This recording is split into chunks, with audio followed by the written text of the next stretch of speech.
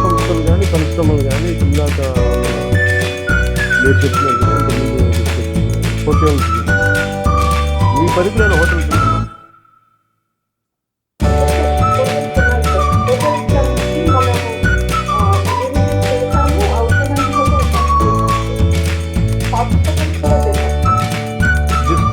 Garbage disposal లాగా చేస్తాం.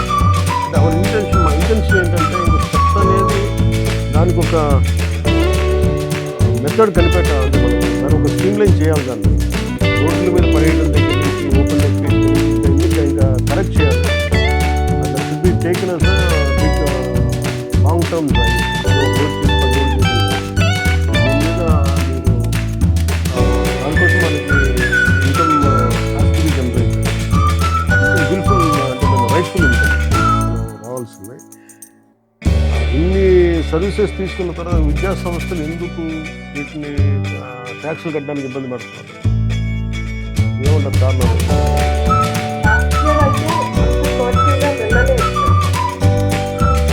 అంటే is it a political intervention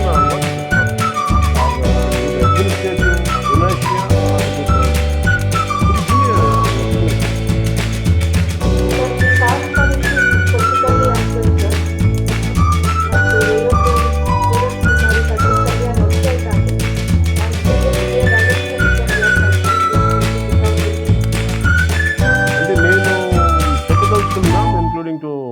All the members who are part of this discussion, you do your job well. Whether an incentive to be given or not, whether they appeal to political leaders, then let it come to cabinet. Manna meer chuste kuda, for example, been to East Godavari, Rajahmundry. Andhra paper mills owes around 13 crores 50 lakhs.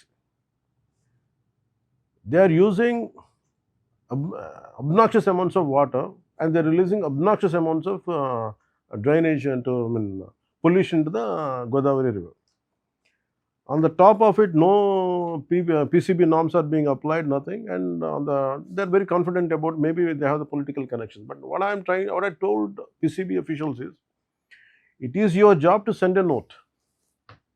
Whether it will be implemented or applied, that is another headache. నేను అనేది ఏంటంటే మీరు ఎందుకు షన్ చేయాలి బాధ్యత నుంచి? అది మీరు నా క్లియర్ కట్ డైరెక్షన్ ఏంటంటే, I want everyone should be accountable and responsible. They have to pay the money. మీరు పర్ క్యాపిటా ఒక మనిషి మీరు ఇన్ని 135 లీటర్లు నీళ్ళు వాడతారు సరాసరి. అలా తీసుకుంటే కనీసం ఒక 135 లీటర్లు నీళ్ళు వాడతారు. దాంట్లో 80% గ్రే వాటర్ వస్తుంది. ఇంత కనీసం మనిషికి ఎంత సార్? 5 కిలోల మన ఇందాక అనుకుంది garbage per head garbage 20 kgs like that. So కనీసం ఒక 1000 మంది ఉంటే ఒక టన్ను చెత్త అయితే వస్తుంది. అటు ప్లాస్టిక్ కానీ ఒక 1000 మంది ఉంటాయి. సో అలాంటిది 5000 మంది విద్యార్థులు ఉన్నప్పుడు ఎంత చెత్త వస్తుంది, ఎంత గ్రే వాటర్ వదులుతారు, ఎంత వాటర్ కన్సంప్షన్ ఉంటుంది. అలాగే ఇవన్నీ అంటే ఎందుకంటే నేనే చెప్తున్నాను, నేనే పర్సనల్గా ఓపెన్ ల్యాండ్ ట్యాక్స్ అర్బన్ ఏరియాలో ఉంది కాబట్టి నేనే 15 లక్షలు కట్టాను. అది ఒక మనం పంచాయతీలకు అప్లై చేయట్లేదని పక్కన పెడతాం, ప్రస్తుతానికి will talk about it later. నేను అనేది విద్యా సంస్థలు విద్యార్థుల నుంచి ఉచితంగా డబ్బులు సంపాదించట్లా, ఉచితంగా విద్య చెప్పట్లా, వాళ్ళు డబ్బులు తీసుకుంటున్నారు. దానికి వాళ్ళు ఖచ్చితంగా రైట్ ట్యాక్స్ పే చేసే విధంగా మీరు చర్యలు ఏం తీసుకుంటారో చెప్పండి నాకు. ఎందుకంటే ఇంకో ప్రాబ్లం ఏమొస్తుందంటే, constantly honourable CM says income generate చేయాలి. వీఆర్ ఫ్రీబీస్ ఇస్తున్నాం, అందరికీ ఉచితంగా సిలిండర్లు ఇస్తున్నాం, ఉచితంగా బస్సులు ఇస్తున్నాం.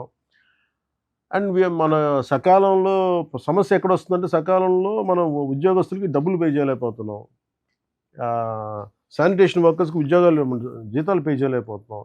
దెర్ ఇస్ ఇన్కమ్ సమ్వేర్, దాన్ని మనం వచ్చిన ఇన్కమ్ని వాళ్ళు పంచుకోవట్లేదు, and they are using the services. And somewhere I think we have to make them accountable and responsible. That's all. That's the purpose of this meeting. And then ఒకటి మీరు కంప్లీట్గా reassessment చేయండి మ్యామ్. అందరికీ కూడా do a complete reassessment in panchayats about educational institutions. విద్యాలయాలు కావచ్చు sir, పరిశ్రమలు కావచ్చు. ముందస్తు చర్యలు మొదటి విడతగా అంటే ఎన్ని పరిశ్రమలు ఉన్నాయి ఒక పంచాయతీ పరిధిలో, దానికి పర్ క్యాపిటల్ కన్సంప్షన్ మన రోడ్లు వేయటం దగ్గర నుంచి కానీ, మనం చెత్త సేకరణకు కానీ, వాళ్ళు వచ్చే వదిలే పొల్యూషన్ కానీ మంచినీళ్ళు కానీ ఎంత ఖర్చు పెడుతున్నాం, తద్వారా మనకి ఎంత వస్తుంది. ఒక 10,000 రూపాయలు సంపాదించే ఒక ఉద్యోగి మీద కూడా భారం పెడుతున్నాం, కానీ ఒక 100 కోట్లు 10 కోట్లు 25 కోట్లు సంపాదించే వాళ్ళ మీద మనం అసలు సంబంధం లేకుండా ట్యాక్స్ వదిలేస్తున్నాం. I think I feel it is a gross injustice. Even if any political leaders are doing it also it's gross injustice. ఎన్డీఏలో ఉన్న కూటమి ఉన్న రాజకీయ నాయకులైనా కావచ్చు. అంటే వీళ్ళు అంటే ముందు మేము అకౌంటబిలిటీ ఫిక్స్ చేసుకోకుండా మేము ఎలా మాట్లాడతాం. అందుకని దానికి అంటే ఉదాహరణకి పంచాయతీలు ఈ మధ్య నేను రివ్యూ చేస్తున్నప్పుడు ఫిల్టర్ బెడ్స్ రిపేర్లకి డబ్బులు లేవని చెప్తా ఉన్నా. దానికి కనీసం అన్ని పంచాయతీలకి మనకున్న 13,326 పంచాయతీలకిను దానికి సంబంధిత గ్రామాలకు కావచ్చు, హ్యామ్లెట్స్కి వీ నీడ్ అరౌండ్ 88 crores, 88 కోట్ల రూపాయలు కావాలి మనకి. అసలు వీళ్ళు వదిలేసే డబ్బు చూస్తే, ఒక్కొక్క చోట వదిలేసే డబ్బు చూస్తే అది ఒక్క ఉదాహరణకి ఆంధ్ర పేపర్ మిల్సే 13 కోట్లు కట్టాలి. ఆ లెక్కల్లో చూస్తే ప్రాపర్ అసెస్మెంట్ చేస్తే కనీసం తక్కువలో తక్కువ అన్ని పరిశ్రమలు కనుక పే చేస్తే నాకు తెలిసిన ఫిల్టర్ బెడ్స్ ఇష్యూ ఉండదు ఆ ఏరియా వరకు. వాళ్ళేమో డబ్బులు కట్టరు, మనమేమో అధికారులేమో రాజకీయ ఒత్తిళ్ళు కావచ్చు, లేదంటే ఇబ్బందులు కావచ్చు, భయాలు కావచ్చు, కానీ మనం వదిలేయటం వల్ల జనం సఫర్ అవుతున్నారు, పంచాయతీలు సఫర్ అవుతున్నాయి, చెడ్డ పేరు ప్రభుత్వానికి వస్తుంది. అందుకని ఒక్కసారి మీరు నాకు ఒక ప్లాన్ ఆఫ్ యాక్షన్ ఇవ్వండి సార్. యాజ్ మీరు కాంతిలాల్ దండే గారిని కూడా నా రిక్వెస్ట్ ఏంటంటే, మీరు ఇప్పటికీ అంటే చాలా వేగ్, ఇట్స్ నాట్ రైట్, అంటే నాట్ ఒక రైట్ ఫిగర్ కూడా కాదు, ఒక అందాజు ఒక పెండింగ్ డ్యూస్ పరిశ్రమల నుంచే నాకున్న ఇది అండర్ అసెస్డ్ కింద ఈ పరిశ్రమల నుంచి 115.57 కోట్లు రావాలి. ఎడ్యుకేషనల్ ఇన్స్టిట్యూషన్స్ నుంచి ఇంక్లూడింగ్ ప్రైవేట్తో 45 కోట్లు రావాలి. All are under assessed.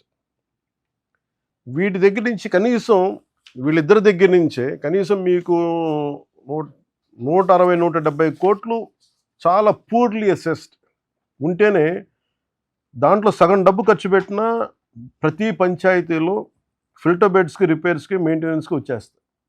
లేని డబ్బుని సృష్టించలేము. ఉన్నవాళ్ళు డబ్బులు సంపాదిస్తున్నారు, ఐ థింక్ ట్యాక్సులు కట్టట్లేదు వీళ్ళు. నిజంగా కష్టపడే ప్రతి ఉద్యోగి, ప్రతి పారిశ్రామికవేత్త, నిజంగా సిన్సియర్గా ఉండే పారిశ్రామికవేత్తలు కానీ, ఎంటర్ప్రీన్యూర్స్ కానీ ట్యాక్సులు కడతా ఉన్నారు. వాళ్ళ నేపథ్యం ఏంటో తెలియదు, కానీ వాళ్ళు ట్యాక్సులు కట్టకుండా స్టేట్ తాలూకు శక్తి క్రిపుల్ అయిపోతుంది, ఆర్థిక శక్తి. అందుకని సమ్వేర్ ప్లీజ్, అది ఆర్థికంగా మన రాజకీయ పరంగా మీకు ఏదైనా ఒత్తిళ్ళు ఉంటే అది మేము చూసుకుంటాం. ప్రత్యేకించి మేము మీకు మాట ఇస్తున్నాను. మీరు యూ డూ రీఅసెస్మెంట్. మీరు వన్ డే మీరు వాటర్ ఆడిట్ ఎలా చేశారో, మీరు ఏమంటారు ఫస్ట్ డే చేసినప్పుడు ఆడిట్, పల్స్ సర్వే ఎలా చేశారో, don't do it in one day, do it dry for 3-4 days. ఇంకా మళ్ళీ మీరు రేపొద్దున మిస్ అవ్వద్దు అనే పదం లేకుండా చూడండి. అంటే ఎంత పొటెన్షియాలిటీ ఉంది అంటే పంచాయతీల దగ్గర నుంచి విత్ రైట్గా రికవర్ చేస్తే 5,496 కోట్ల రూపాయలు. This is a possible potential which could come in to state Exchequer. దీన్ని నిజంగా కనుక వస్తే శానిటైజేషన్ రిక్వైర్మెంట్లు కావచ్చు, ఫిల్టర్ బెడ్లు కావచ్చు, ఉద్యోగులకి జీతభత్యాల పెంపకాలు కావచ్చు, వీధి లైట్లు కావచ్చు, ఇంకెంతసేపు మనం కూర్చోబెట్టి నిజంగా 5,496 కోట్ల రూపాయలు పొటెన్షియాలిటీ ఉంది మన ఆంధ్రప్రదేశ్ పంచాయతీలకి యాజ్ ఆన్ నౌ. ఇది కూడా అసలు రీఅసెస్మెంట్తో చేయగలిగితే. సో అందుకని ప్రతి ఒక్కరు దీన్ని ఎవరన్నా పారిశ్రామికవేత్తలు కావచ్చు, విద్యా సంస్థలు కావచ్చు, దానికి నడిపే పెద్ద వ్యక్తులు ఎవరైనా కావచ్చు, అది రేపొద్దున గౌరవ ముఖ్యమంత్రి గారి దృష్టికి తీసుకొచ్చినా, రేపొద్దున క్యాబినెట్లో మాట్లాడినా అది మా నిర్ణయం మేము తీసుకుంటాం. కానీ వీళ్ళెవరు ట్యాక్సులు కట్టట్లేదు అనేది పబ్లిక్ అయితే తెలియాలి. ఒకవైపు పబ్లిక్నేమో వేధిస్తున్నాం, మీరు ట్యాక్సులు కట్టాలి, ట్రాఫిక్లు వెళ్తుంటే చలాన్లు కట్టాలి ఇచ్చేస్తున్నాం. కానీ ఇంత డబ్బులు సంపాదిస్తా కనీసం వీళ్ళు ట్యాక్సులు కట్టకపోవడం అనేది చాలా చాలా దురదృష్టకరం.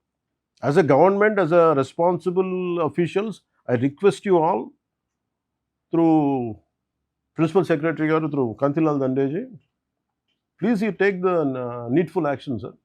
Make sure everyone is accountable. Whether how much they pay, they do not pay, that will what the further consequences, will take it forward. That should be the objective of this.